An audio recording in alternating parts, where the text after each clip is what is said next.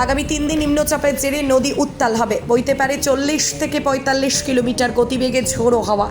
যে কারণেই সাগর ব্লক প্রশাসনের পক্ষ থেকে রবিবার দিন সকাল থেকে গঙ্গাসাগরের নদী বাঁধ ভাঙন কবলিত এলাকা ও সমুদ্র তীরবর্তী এলাকায় চলছে প্রশাসনের পক্ষ থেকে মাইকিং প্রচার। সচেতন করা হয়েছে স্থানীয় দোকানদারদের। অন্যদিকে যে সমস্ত পর্যটক সমুদ্রে স্নান করছে তাদেরকেও সতর্ক করা হয়েছে ইতিমধ্যে। পাশাপাশি মৎস্যজীবীদের গভীর সমুদ্রে মাছ ধরতে যেতে নিষেধাজ্ঞা জারি করা হয়েছে। প্রশাসন থেকে জানাচ্ছে 3 দিন জলের একটু উত্তাল হবে, 50 থেকে 60 কিলোমিটার বেগে ঝড়ো হাওয়া বইবে, সেই নিয়ে তারা মাইকিং করছে।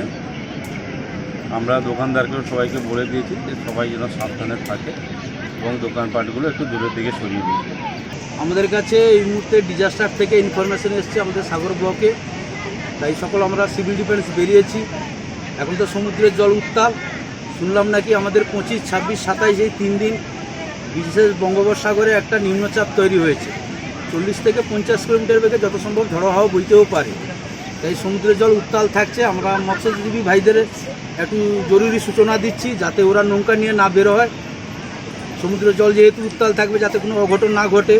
তার সঙ্গেও যেহেতু আমাদের বাইরে থেকে অনেক তীর্থযাত্রীরা স্নান করতে আসেন, তাদেরকেও একটা আমরা জরুরি সতর্ক বার্তা দিচ্ছি যাতে সমুদ্রের তীরবর্তী থেকে স্নানটা করেন, বেশি দূর যাতে না যায়।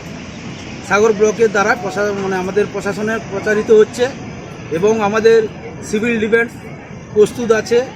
আমাদের এই ঝড়ের হাওয়ার প্রচারের জন্য আমরা প্রত্যেকটা জায়গায় নদী বাঁধ যেখানটায় আছে আমাদের 4-5 জন করে সিভিল ডিফেন্স মাইকিং ওয়ারেন্স করানো হচ্ছে যাতে তীরবর্তী নদীর ধারে যে সকল ঘরবাড়ি আছে তারাও একটু সাবধানে থাকুক। আশা করি আমরা প্রস্তুত আছি। সাগর ব্লক সিভিল ডিফেন্স আমরা সবসময় প্রস্তুত আছি।